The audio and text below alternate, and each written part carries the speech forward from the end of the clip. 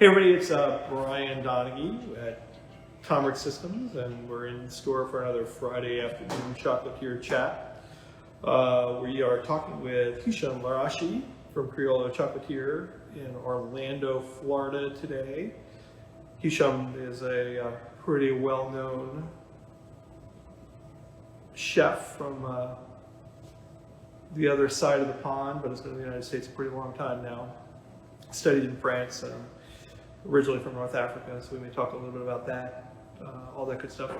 Hey, don't forget too, because like the sales and marketing team always wants me to remind you that we in stock are all of our new Chris Harvey molds, one of my molds too. Hey, there's Hichem, so let's get him on board here. And there's Hello. Hichem. Hola, mi amigo, ¿qué pasó? Bien, et tú? ¿Qué pasó? Yeah, that's all I got. That was all the Spanish I had. You know, you probably speak like 6 languages or something. Something like that. Okay, so English, French, Spanish, Arabic, Italian, and what else? And Berber. It's a native North African. Yeah. I got it. Do you I'm use that missing- Berber? I'm missing 2. Like I'm working on it. Like for my mom, Greek and Turkish. For my grandfather. Do you use the Berber a lot? No, not a lot. Not too much. Yeah, not too much. You're just like a native, like Native American. Got it. I was just curious if you used it very often. Like when you're yelling at your staff, do you yell at them in Berber just so that like they get scared? Yeah, so they go away. Looking good, Brian. You too, man. We said that we were on the Compliment Fest yesterday. You're looking like you did like 20 years ago. Yeah. Now you're looking like, you never change, man. It's good. No, I Knock do. on the wood. But thank you. I know. Thanks. Knock on the wood.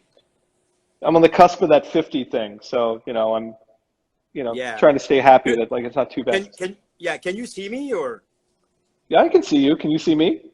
clear? A little bit, but Good. is All it right. gentle? No, you're good. Good. Look, so what's funny is that Bob just tuned in, and Bob is who said that we should talk. So that's why we invited you this week. So you can thank Bob for being a part of Chocolatier Chat this week. Yeah. Hello, Bob. All right, so you've seen this thing. Apparently I'm a little fuzzy is what I just got told, but what else is new?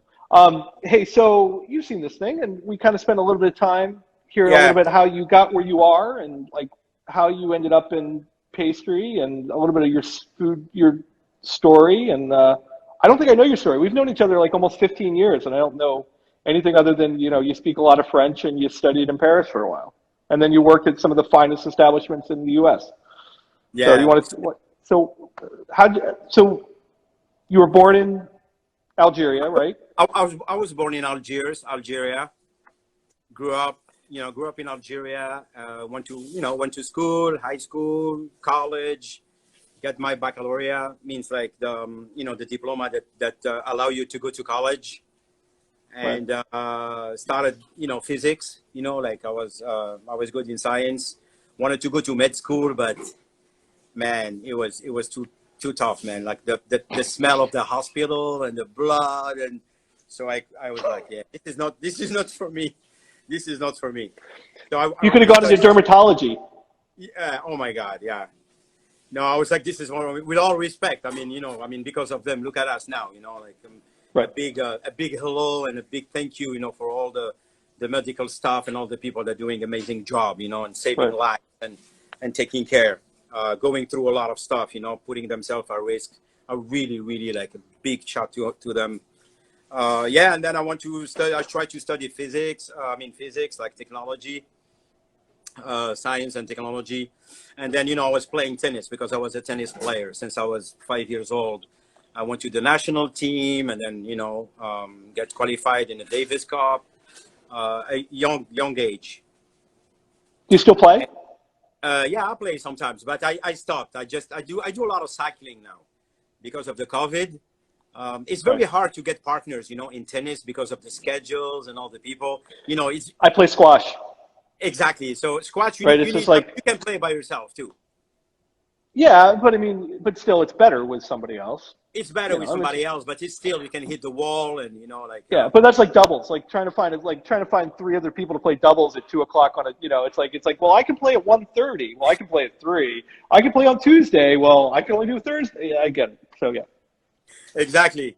So yeah, it was a little tough. You know, sometimes I rent like a machine ball. You know, the machine ball give you they give you the ball so you can hit the ball and then workout. I'm very athletic. You know, since I was young, my father, my mom, and my family. So like sport is a very important thing. You know, like to start the day or to end the day.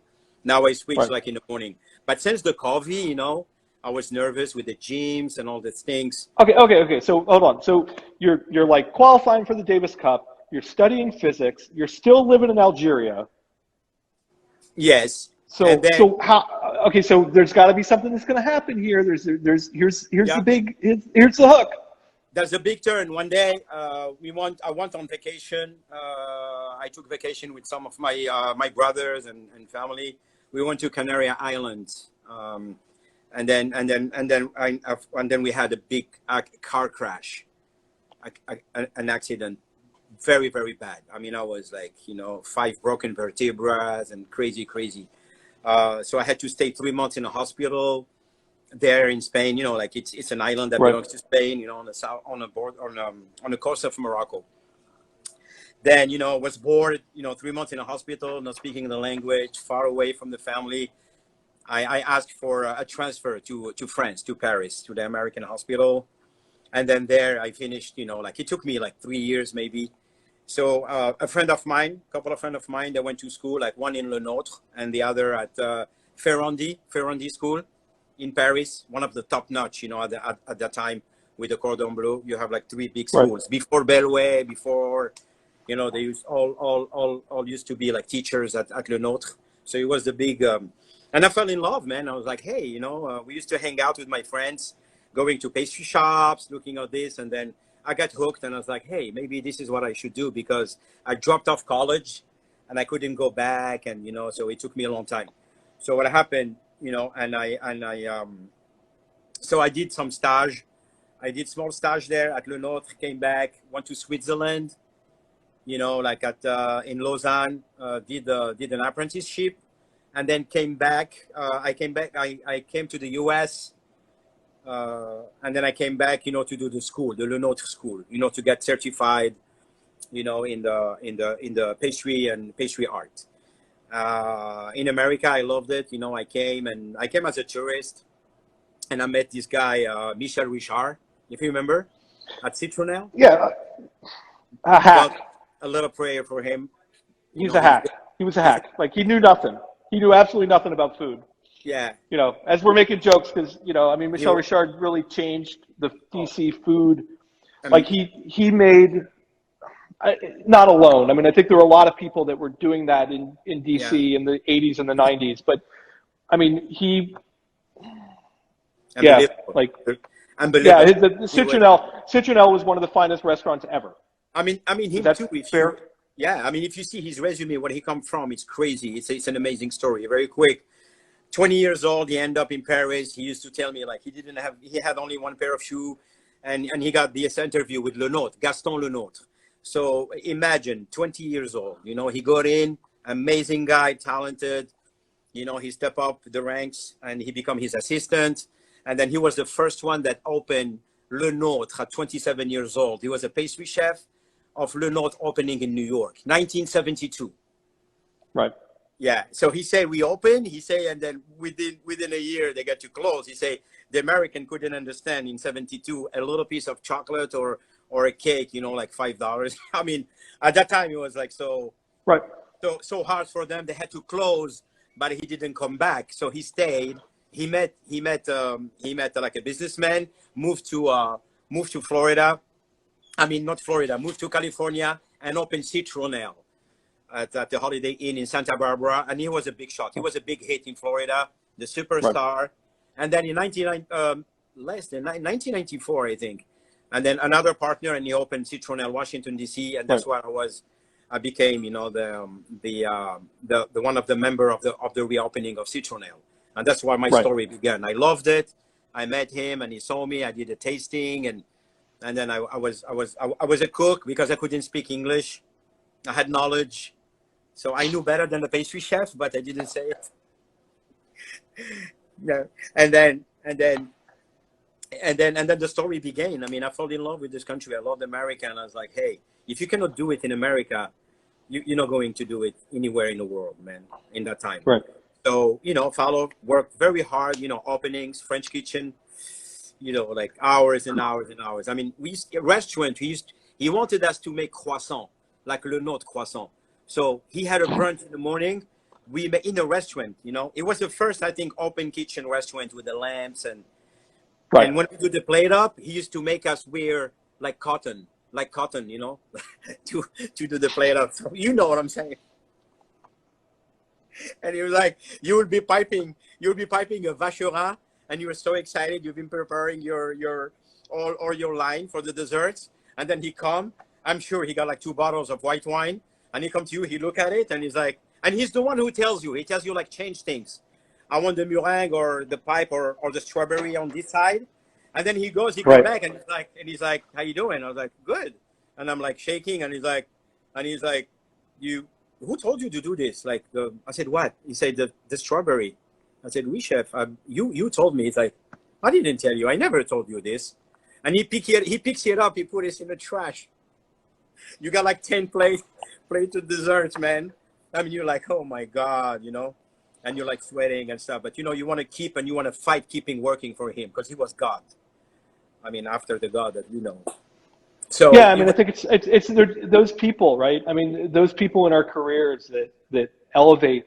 Like we all have that story, right? I think we all have the story about that.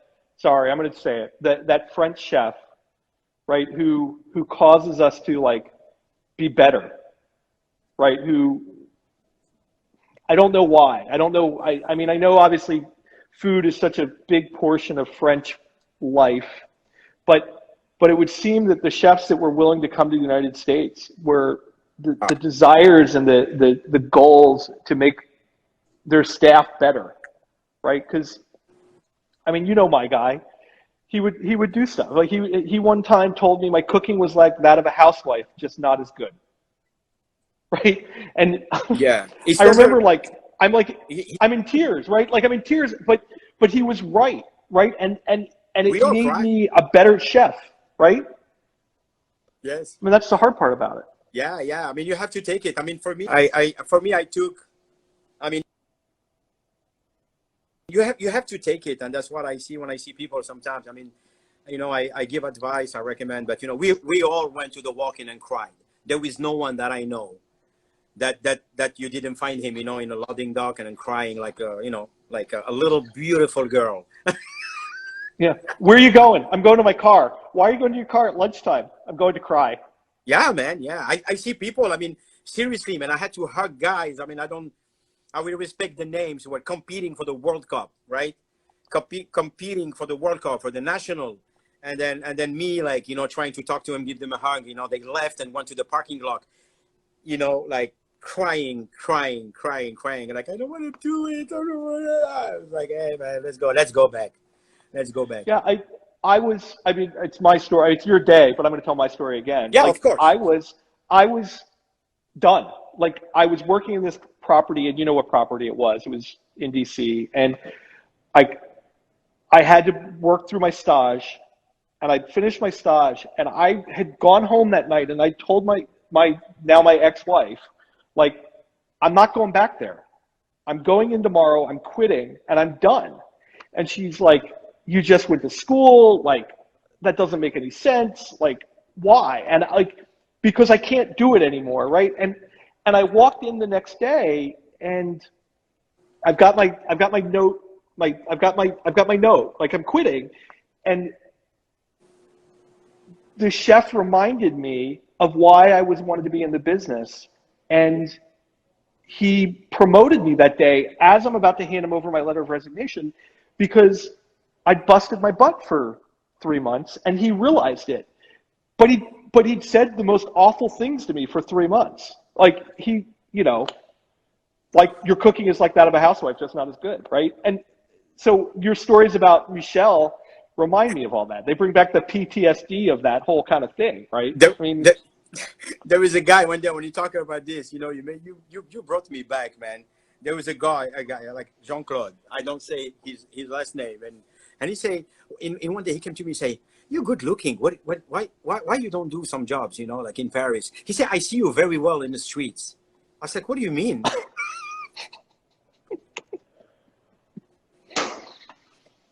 He said they will fight for you. I was like, Jean-Claude, what do you mean, man? Well, come on, you know. I swear. He said, "Why are you wasting all this time?" You know, and like, you know. yeah. So, when the first time, the first time you and I met, right? We were doing a dinner for Thomas Keller, yeah. right? And what's his name from Chicago was there? Jean Joho from Everest. Jean-Georges. No, it wasn't Jean George. It was the guy that Everest in Chicago was the pastry chef. But anyway, right? Okay. And like you're at this point you're a pretty well-known cat, right? Like you've made a name for yourself in the DC market. I'm a cook 3.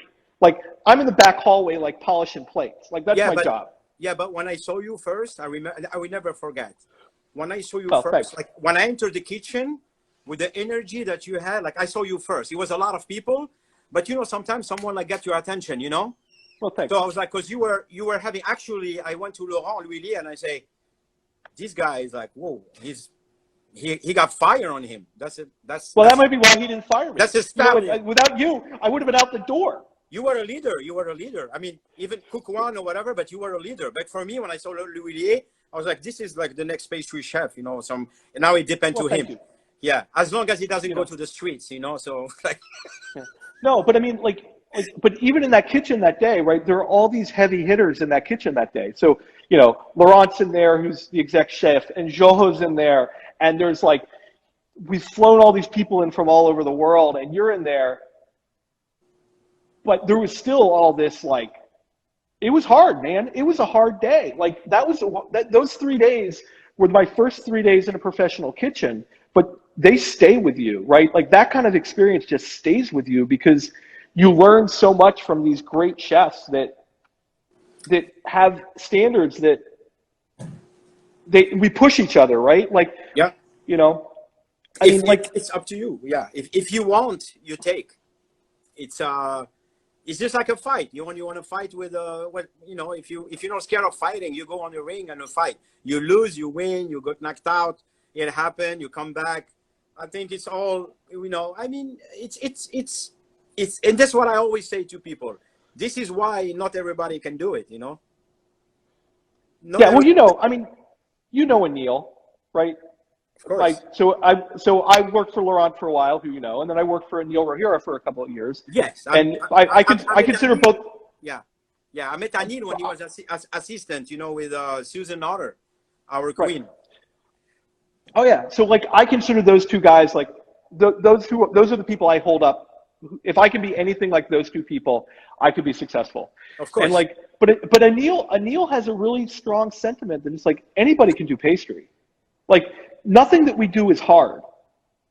Like you got to practice and you got to do stuff. But you can teach anybody to do what we do, but they have to care enough to do it right every time. Yeah. Right. They've got to want to do it. And I think that's the part that we're talking about. Like I can get into a fight with you, but I've got to have the desire to stay in that fight. And if I get knocked down, I got to get back up. And we fought for our space. If you remember, we fought for our stations. You know, it was serious. I mean, it belongs to us. We owned it, you know, like we had that in our mind. It's like, I own it. And that's what I teach my employee or all my assistants, the people that I train. We train more than 150, maybe, you know, people, you know, in my case, I remember, I mean, most of them are pastry chefs. Executive pastry chefs now, you know. But okay, yeah. So yeah. How long were you at Citronelle then? How long were you with Michel? Citronelle, I was almost 4 years at Citronelle. Yeah, almost 4 years, and then I was like, one day I was like, you know what? I'm in America. It's a beautiful country. They have a culture, and it's all like, you know, I need to go to America because you live in France. I mean, you're in America, but you're in a French restaurant. French cooks, French chefs, French owner. You finish work, you go drink, you know, I mean, you go across the street, you know, at the bar with the French cooks. You leave with the French cooks. So I was like, okay. So, and I knew that it was a lot of stuff to discover and to learn, you know, like the American pastry, you know, a good apple pie, a good, so I heard about, I was, you know, what is this? What is this? What is this? And then, you know, and then I took a job at the Red Sage, I think, with Mark Miller at that time, one of the king of the, if you remember, he got books and stuff, Southwest American cuisine. You know, and a lot of people was like, oh, you're going to do like some cowboys, you know, work and stuff and pies. It's like, this is what I want to do. I want to learn, you know, what is a whoopie pie? What is this? What is, you know, a good pumpkin pie and stuff. And I worked for a year, and then I came back, and then I worked for the French embassy, you know, in Washington, D.C. Hey, when were you at the French embassy? French embassy when I was in a French embassy, I was in the White House in the same time. Right. Because so when was that? I think 1998. 98, 99 with Arnaud and what's his name? He was talented. Now he opened a pastry shop called Praline. You know, I'm sure you know because Probably. when you work at Albert Euster, I'm sure you worked with. Oh, we all knew everybody. Yeah. Yeah. He was a guy, what tall, good-looking guy. I mean, he was creme de la creme. I think he worked at Tyson's Corner with Eric Perez. That would be before me. Yeah. So when they saw me at the French embassy, they selected me to work, you know, at the White House. So I used to go and work with them, you know, from November to all the parties, the holidays, and you know, I was there stuck. The White House, possibly the smallest bake shop in America. Oh my God, yes. It's a house, you know, like people think it's a restaurant or something. It's not a restaurant. But that bake shop is tiny. That bake shop is ridiculously tiny. Yeah, yeah. I don't sometimes I don't want to like disclose, you know. Yeah, I know. I'm just saying it's small. Yeah, that's what I'm saying. It's small. But it's small. But I remember you had to go, there was a little escalators that you go up to the bake shop, and I like the kitchen. I like the kitchen and the employee kitchen. That was interesting. And one day I didn't know, you know, like a guy was with me, Jean-Claude, amazing pastry chef. Yeah, that guy name was Patrick Mussel. Okay. Yeah. Yeah, I'm sure he sounds something. And then and he took a break and he liked to smoke. And I was like, he said, yeah, you want to come with me? And I was like, okay. We went to outside the White House. And you don't realize because, you know, you used to kitchens and stuff. And then I didn't realize. Until I saw like some people like, you know, with guns coming from the roof. I think they were exchanging, you know, like guards. And then I was like, oh my God, I am in the center of the world. I am working at the White House. I mean, who could say that? You know, I come from, like I didn't even know if I was going to stay. And now I work with maybe the best creme de la creme pastry chefs at that time, you know, the 90s. Yeah, I mean, the 1998. And then after that, what did I do after that? After the White House? I went to California. I worked for the Ritz-Carlton, Laguna Niguel. Right. Yeah. A beautiful property. A beautiful property. Yeah, beautiful property. It was beautiful. I mean, very busy, crazy, but it was insane. I told myself, you know, it's too much for me. It was for the Ritz-Carlton. I think you had Naples, like we call them the dead. You know, it was a saying. Between Naples and the Laguna Niguel, it was especially Naples. The Ritz-Carlton Naples, it was a saying, and they say, if you want to get divorced, go work at Naples. Yeah. It depends. If you want to get divorced, if you're tired or you have enough, like just say, honey, I want to work there. I love it. Yeah, in 6 months, you will receive a letter from a lawyer. They were making their own hot dog rolls at Naples. I know. Their own hot dog rolls. They make hot dogs. The chefs make hot dogs, and then in the bakery they make hot dogs rolls. I'm serious. Like the first time when I got in, I was doing the tour, and when you go and pick up your uniforms, it was always a stand there is a stand, and that stand, it's like, it looks like a tourist stand, like where, how to visit. And the stand was like like doctors, visiting doctors and members of health doctors, mental health. And I was like, you know what I'm saying, right? Hey, you know, like, and then I look at it and I was like, why do they have that here? And the guy said, you will see. You'll see. You'll get it. Buddy, we used to work from like 7 in the morning until like 3 in the morning. It was insane. For me, I was like, I mean, what is this, you know? It was interesting, you know, because if you want to learn, if you're young, and that's what I tell people, you know, sometimes, you know, people think like, you know, like overnight they can become stars and superstars, and we're nothing. We're still nothing, you know. We're passionate people, and we're challenging ourselves every day. But what we've been through, they don't know. They have no clue. I don't know if it exists now because the laws may be different. I mean, I think they shrink, you know, the pastries too. You don't find a chocolate room, a sugar room, if you remember. Right. Your boss, you know, his sugar room. Yeah. Your ex-boss, you know. Right.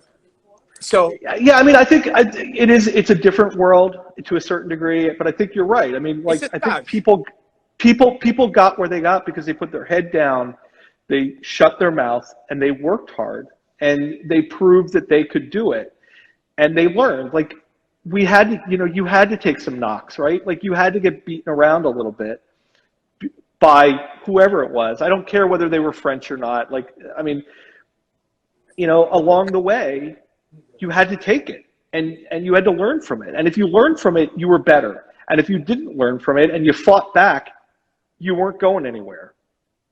Right? No, you're going anywhere because you have to. It's like a gladiator, you know. You belong to. You choose to be a gladiator. Let's say, imagine we are in Rome, ancient Rome, and you're a good fighter from your tribe, and you got. I mean, you know, I don't know. Like they pick you or whatever. They take you. They steal you, and you are in the arena, you know, with all this training and stuff. And what are you gonna do? At what time you like to fight, and then, or even if you don't like it, you fall in love and you become, you know, like you will love this. Sometimes I know people that quit and left and did something else because they couldn't handle. And it's all what you want. And I think you have to limit yourself, you know. If they ask me a question, are you going to do it again? I mean, I will ask myself, like, maybe I'll do this, maybe this. Sometimes it was over the limit.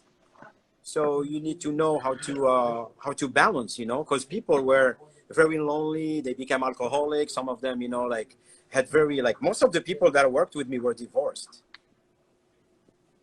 you know, or I had one of those happen in there too. And you know, I mean, it wasn't the only reason, but you know, I mean, it definitely took a toll when you don't see each other for, like, the same with me. I mean, I'd go into work. Like, I remember a Christmas season at a Ritz-Carlton that I had the day before Thanksgiving off. I then had the day after Christmas off, and I worked every day from 10 in the morning until we were done. Right? Some days we were done at midnight, and some days we were done at 2 or 3 in the morning. Right? And you come back at 5. 10. I was allowed to come in at 10, right? Because I was covering the second half of the day. But, you know, and there were nights that you'd call down to rooms. It's like, do you have a room? Because we need a room. Because we all need a shower, and we need a shower and nap for an hour, right? And they'd be like, yeah, we have one room. You guys can all share it. Like, all right, you know, we'll shower and take a nap, you know, I come back. I slept in the rooms, man, so many times, especially openings and stuff. It was crazy in a good way. That's what I say, because we choose to do this and we had projections. We knew who we wanted to be, you know. We knew who we wanted to be. Now, we didn't do this just to make money, because money, you could do it, you know, like you could, I don't know, wait tables. It was a lot of ways, you know, to make money, but we didn't make that much money, right? We didn't make a lot of money. Maybe if we're lucky in a Christmas season, because the hotel makes money. So we make money because of the overtime and blah, blah, blah. Right. But at the end of the day, we choose to do this because I wanted to have my pastry shop. I wanted to have my business. I wanted, you know. Which is a great segue. There's some great story in there. But, like, okay, so now you are an owner of a chocolate business. I mean, before in that, Orlando. just to finish, you know, like I Yeah. worked, yeah. So after the Ritz-Carlton, the Ritz-Carlton, I came back to Washington, D.C., and I was a corporate pastry chef for Kincaid's. Do you remember Kincaid? Bob Kincaid's. God bless his soul. A lot of prayer for him too. He's with the angels. He lost his life. Poor. I love him. I love that guy. A great businessman. I learned a lot. And then after that, I went to a friend of mine, Frederick Monty. A big hello. I love him. He's like a brother to me. So he wanted help, you know, because he was competing, and so I joined the another Coliseum, you know, and another group of fighters, bulldogs, like the pit bulls. And he told me one day, when he called me, he said, "I need a pit bull," you know. He said, I'm competing, and I need someone as a pastry chef for the evenings. So I want to join the Greenbrier Resort. I don't know if you know. Right. It was one of the. It's a school. Great. Jean-François, you know, a friend of mine. You know, like Suto, an amazing pastry chef. He's there right now. And he's still there, right? He's still there. Big hello if he's there. I don't know if he's following, but big hello to him. Very talented man. After the Greenbrier, when I helped him, and then I was like, okay, yeah, now 6 months, I think it's a little, you know, I was bored. There was nothing at the Greenbrier, you know. It's good, great school. If you're talented, if you're young, you know, or you have a family, or you wanna establish, it's a good way. So what I did after that, it was an opening. It was a very famous businessman. His name was Donald Trump. May have heard of him. In 2007, he opened, you know, him and his kids. They put together a project, you know, to compete, like a chain of hospitality hotels and resort, like the Trump Towers. So I got the job. It was like 500 application. I went there, get selected, and then they called me we were three people for tasting. I got the job. I was so happy. I was like, oh my God, I work for Donald Trump, you know, because it was the apprentice. It was like, and the general manager was the first guy who won the apprentice, if you remember. It was beautiful. And in my shirt, I had a shirt when I got the job. I had the shirt. I had to wear it and take a picture. And here he say, "You've been hired." Because usually he said, you are fired, right? So that was the thing that time. So I was very excited. You know, you work for Trump, big businessman. The hotel was amazing. A team opening member. So I had to build a lot of stuff, create the kitchen, everything, equipment. You know, like get with the French pastry school. I got two friends. You know, Sebastien and another hello. You know, Jackie Pfeiffer too. A big hello. They helped a lot. You know, they're one of the pillars for me. You know, like one of the pillars. You know, of the pastry. Totally. Yeah, the pillars, you know, the big school, like, you know, a good training. That school was, they trained, the program was amazing. I don't know how they're doing. I don't know now. I haven't talked to them for some times. But every time I go to Chicago, I say hello. I go there, they're happy. You know, I have humor, so they laugh all the time, you know, when I talk to them with my jokes. And after that, I worked for Trump for 3 years. It was an amazing experience. I never regret. We had a lot of accolades, you know, best brunch, best hotel, best. So we won a lot of things. And Chicago was coming back. It was a beautiful city. You had Alinea, you had the Peninsula. Like our friend Melissa Cooper, great chocolatier.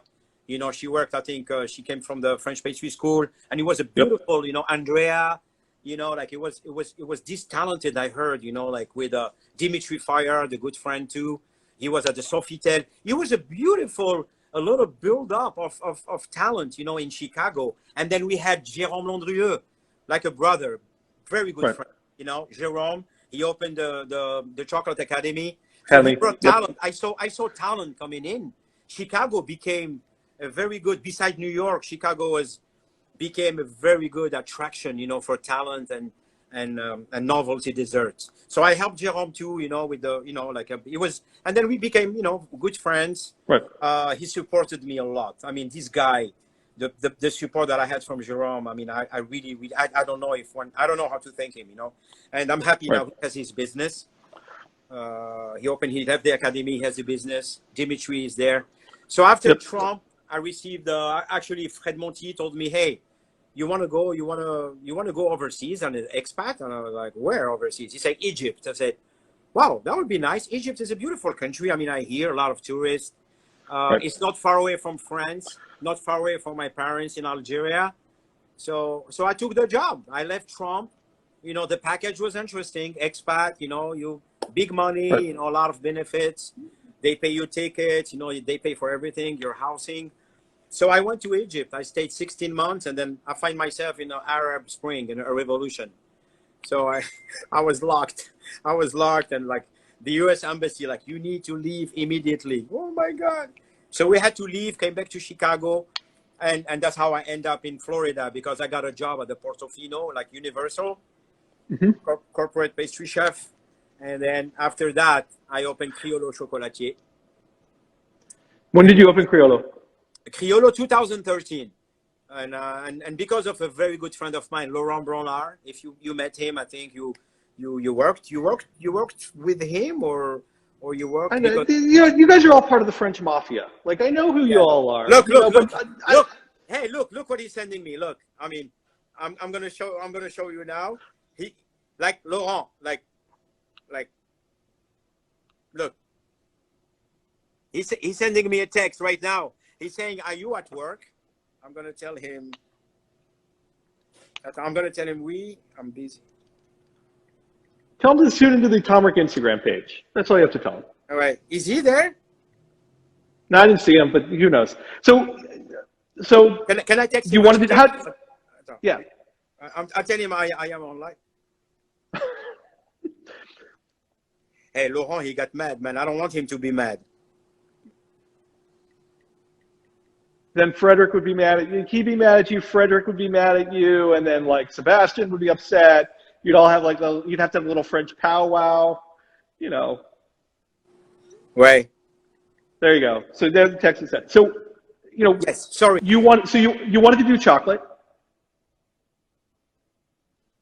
right? So the goal was Yes. Criollo So was what to do happened? chocolate. Yeah, I worked at the hotel here.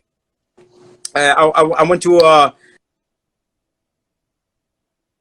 I'm so sorry. A lot of like people calling. I when I worked at the hotel, you know, things become small, and I was like, Right. you know, I was used to, 2,000 rooms and big hotels, and 2 hotels, managing, especially the experience that I got in Egypt as an expat. It was amazing too. I came here. It was nice. Florida is beautiful. Actually, Laurent encouraged me very, very, high. He's like, hey, you should come here. And I think he wanted to build like a little pastry community here. Was Frederic Moreau, Right. So I had to choose between the Portofino Bay, or to be the dean of the Ewald Notter. That's a big file. That's a big chapter. Ewald Notter School. So I had to turn down, the school, because for me, I thought going to Portofino. So I was bored, and I was like, I went to Laurent, and I say, hey man, I want to do like a brand. I want to create a brand, and I want to do chocolate. I want to do like decor and just chocolate. Why chocolate? Because when we are pastry chefs in our trainings, I mean, it's like having a PhD in physics. You can do the sound, you can do math, you can do the water, you can do, you can do it all. So for me to open, I didn't have a lot of cash flow to open a pastry shop. Of course, I wanted to do a cafe like everybody, a cafe, pastry shop, chocolate, ice cream. But sometimes we don't have the money, we don't have, we have the talent, and I'm not a guy, I'm not into too much of finding investors, and because it's a risk. So Right. I didn't want to get surrounded with loans. And so what I did, I found these things, like making decor, and for hotels and restaurants and resorts. So that's why I opened Kyolo Chocolatier. It was in the beginning, it was a joke. It was a little dream. And then, I took a 300 square foot. I had 2 tables, couple of warmers. Laurent gave me a warmer. So crystallized. That was nice of him. Of course, beautiful. No, I'm telling you, the support of these guys, I really don't know how to thank. Between Laurent, Frédéric Monti, Jérôme Landrieux, and I'm sorry if I cannot remember all the names, but and that's the thing. That's the thing when you are in this world, you know, keep all this, keep clean, you know, keep yourself clean, and really surround yourself with winners, you know. So and because everybody, you will need the support.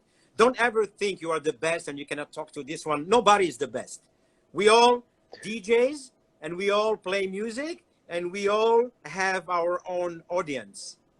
Right. Yeah, you know. Yeah, like Norman Love did one of these, like, I don't know, a month ago, and Norman was up here before COVID. Right? He's Norman amazing. came, Yeah. right, and so Norman was, that weekend, Norman was one of the very first pastry chefs I ever met, right? And, you know, he didn't remember me from that weekend, and we joke about that all the time. I'm like, well, that's because I was in the hallway polishing plates. But, you know, Norman then taught one of the very first classes I took, right? And I remember they're doing the introductions, and they're all these, like, I'm the executive pastry chef at the Bobbity Blub Hotel in New York City, and I'm like a cook too in a kitchen, right? And I had an anxiety attack because it's Norman and MOF, Olivia Bajard, right? And like, I'm scared to death, like, to tell people I'm like a cook too, you know, because everybody else is an executive pastry chef and they've been in the industry 20 years. But, you know, Norman and I talked about that, and he's like, you know, those are those experiences where you have the opportunity to show somebody what you can do, right? Just go do you, make the mistake, you know, and hear about it. Like Norman still picks on me about how I spread ganache or mousse or whatever it was, you know, but that's okay, right? Like you said, keep yourself clean and like learn and appreciate Absorb. Everybody's got talent, right? And learn as much as you can. But like a sponge, you know, right? You have to absorb. But Kyolo has grown from 300 square feet. I mean, you guys are a little bigger than that now, right? A little bigger.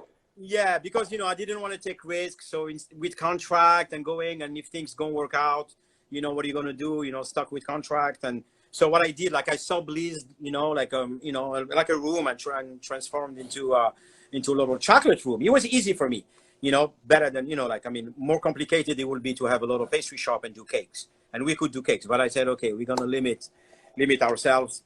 And we start growing, you know, like from one client to 2 clients and 3 clients, and you know, and here we are. But and then one day, you know, we got a knock on the door in Walt Disney World, you know, like they wanted to visit us. So we had a little discussion, you know. Chef Stefan Reimer, you know, very, very, very, very great pastry chef, a great human being. I mean, you cannot imagine the guy. And one hell of a soccer player. Oh yeah, he's a good soccer player. Yeah, good. You know, that's what I love. Like, I love with the people and the athletes, and, you know, like every Saturday he's soccer. You know, like very disciplined, very and he was awarded like top 10 pastry chefs of the year. He's last year. Yeah, I mean, Disney and Stefan has been a really good friend of Tom Rick in the last couple of years, and you know, he's like the product that. Yeah, like, I'm out of words because he's just so talented, right? And he always referred me, you know, like honestly, like when we referred me to you, you know, to you guys when we do like stuff, because we work together. So and you learn a lot. You learn a lot from these guys too, because they know a lot. They know what you don't know. So, you know, like we had a lot of conversation where I was like, oh my God, you know, like you very like.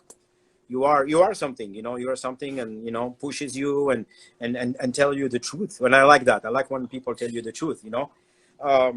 Yeah. So and then we talked, and then, you know, like they asked if it's okay if we could become a vendor, you know, because they liked what we do and the discipline, and, you know, it was new, and he was building, you know, he wanted to give a new image, you know, to the Disney. It's a lot. He did a lot for Disney, actually. I mean, he took it from a level to another level. I mean, seriously, I would put a statue of really, no, really, like in a pastry as a professional. I think he built a lot. The philosophy, he changed the philosophy of Walt Disney World pastry, and which is, you know, he wanted to bring it to the European standards. And well, you walk into Amaret's, right? Perfection. In Disney Springs, And like, you could be walking into a shop in Lyon. Yeah. Like, Yeah. I mean, they have some American. I mean, there's some American stuff in there. I mean, don't get me wrong, but like the caliber and the quality of the pastry in Emirates is as good as you're going to find in Lyon anywhere. I mean, you just are. Clean, So yeah, clean cut, do the work, very, very, very, very, how we say, I mean, the chocolate, meticulous, and it's probably a bit of a sore subject, but the chocolate in the ganachery is the same, right? I mean, it is classic, beautifully yeah. done, And that's what he wants. perfect every time. And that's where I had dinner with him one night at a restaurant in Disney Springs. That's what I tell And him all the time. I said, I love the German thinking. I love Germans for the organization, Right. The Germans are more organized than the French. Like Yeah. for me in the job, like paperwork, organization, consistency and discipline, Right. Yeah. Okay, The French, so they're very creators, they're very good. all right, Hichem, here's the deal. We got 10 minutes, and I got like 3 questions I ask everybody. So I'm going to ask you those questions now. And then I think there's a question on the screen in French, but my French is How old I am? What do you say? no, I have like 3 questions. No, I'm and there's just a joking. question in French that I can't read that you're going to have to look. It's on the screen from Je le comprends. somebody. Yeah, et ça fait plaisir. She say, I don't understand nothing, but I'm so happy for you. She's a friend from France. Well, you should say hello. Salut Farida, ça va? Big hug. Perfect. Haïdek, je te rends un gros bisou. Yeah. All right. Perfect. So, okay. So, hello Algeria. Hello Algeria. Hello. I love you guys. Thank you so much. what is the one recipe that you've done at Kyolo that you thought was going to like blow everybody's socks off and you didn't sell any of it? Yes, interesting. It was there is, I think, couple. That's why we will talk about it. I mean, I wish we talk about sometimes when you have a business, you cannot do what you want to do. Sometimes you Right. are forced. It's the creme brulee syndrome in chicken. Right. People go to a restaurant, they have a menu. When they see lychee, when they see like matcha tea, and they see creme brulee, they say, I will go for the creme brulee. But us, I do. Yeah. That's what I do. Me, I go and I try to see what's the chef intricate. So for me, it was actually it was a chocolate. It was an idea from Stefan Heimer. He was like, oh, I love cassis. So I put together like cassis and violet, So Right. it was a cassis, black currant, for Americans, black currant, confit, and a ganache, a milk ganache infused with violet, violet, the flower, pure flower. So I mean, if you go to Europe, people like eat it. They like, but here, every time I do like these flowers, like I do rose, vanilla, and raspberry, like rose and chocolate, like. Yeah, I don't like rose. Exactly. So if I go to North Africa, for example, it's gonna go crazy. In France, like lavender, you got to be careful. I understand, because lavender is the flavor that if lavender and coconut for me. If you go a little higher, you can have a soap, like you're having a soap, like Dove. Right. Oh, that's me too. So you have to be careful. What is your most popular item? What's your most popular item in your case? Mint. We have the mint. We have like a chocolate mint infusion, white chocolate with a dark shell, and then the raspberry. We have a black forest one, like cherry, the same thing, like like the dark chocolate shell, confit, Right. cherry, and then vanilla, pure vanilla infused ganache, Yeah. So everything strawberry, everything honey, like me, I have honey and rosemary, but I don't say rosemary, I say honey. But once they eat Right. it, they'll be like, oh my God, it's good. What's that flavor? Oh my God, I love it. Oh my I know. God. So who else is doing stuff out there right now in chocolate that you're looking at? Like, who's interesting in this space?